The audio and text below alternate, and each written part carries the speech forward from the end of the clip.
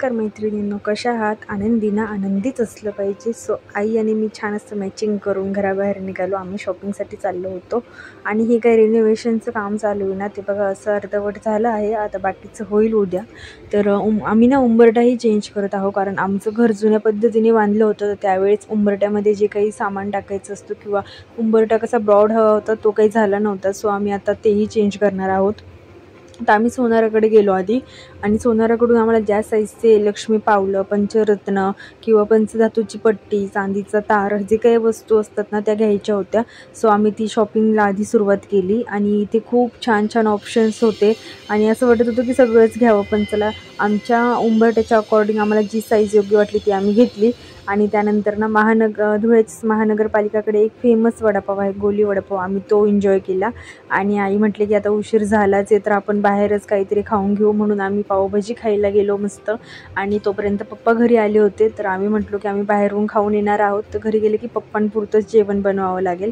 आणि त्यानंतर भाऊनी सोयाबीन चिल्ली घेतली होती आणि ते ऑफिसमधून परत आम्हाला तिकडे जॉईन झाले गावातच. आणि श्रीचं बघा देशभक्त प्रेम तर श्री अशा प्रकारे झेंडा फडकवत होती आणि तिला ना गावात गेल्यावर झेंडा दिसला तिचं असं होतं की मला आत्ताच्या आत्ता घेऊन द्या.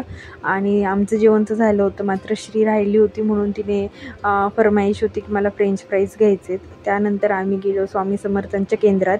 जे धुळ्याचं स्वामी समर्थ केंद्र आहे ना ते खूप मोठं, खूप छान, प्रसन्न, समाधानी आणि खूप पॉझिटिव्ह आहे.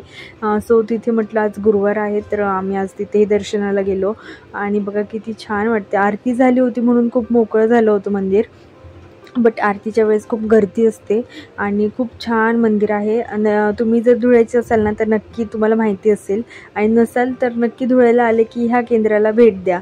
खूप छान केंद्र आहे स्वामींचं. आणि म्हटलं चला स्वामींनी आज बोलवलं आहे तर वेळात वेळ काढून मी स्वामींच्या दर्शनासाठी गेले, कारण त्यांच्या इच्छेपुढे काहीच नसतं. जेव्हा ते बोलवतात तेव्हाच आपण त्यांच्यापर्यंत जाऊन पोहोचतो. आणि ना भाऊंना थोडंसं ते असं वाटलं की मी रील्स वगैरे शूट करते, सो त्यांनी बरेचसे व्हिडिओ माझे उभेच घेतले, आडवे घेतले नाही. तर बघा बाहेरून असं काहीसं दिसतं स्वामी समर्थ केंद्र, जे खूप छान वाटतं. आणि बाहेर असे स्टॉल पण आहेत जिथे आपण स्वामींच्या वस्तू वगैरे घेतो ना ते इथेच भेटतं. आणि त्यानंतर बघा ही तयारी आहे 15 ऑगस्टची. असा तिरंगा असा फडकत असताना बघितलं ना तर आपल्याला खूप अभिमान वाटतो, खूप प्राऊड फील होतं आपल्या देशाबद्दल. आणि खूप असं अंधारात हा 3 रंग इतके छान वाटत होते. आणि कसं आपला देश स्वातंत्र्य झाला, सगळं काही स्वातंत्र्य मिळालं, पण मला असं वाटतं प्रत्येक गृहिणींनी स्वतःला स्वातंत्र्य नक्की दिलं पाहिजे.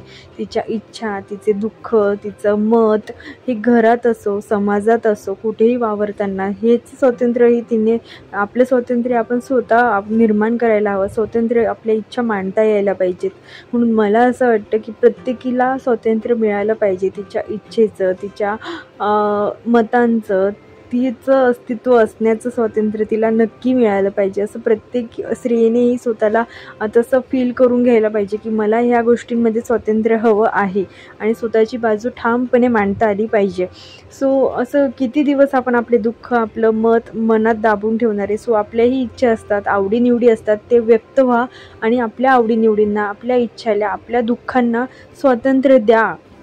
सो कसा वाटला व्हिडिओ? आवडला तर नक्की लाईक करा, शेअर करा, सबस्क्राईब करा. धन्यवाद.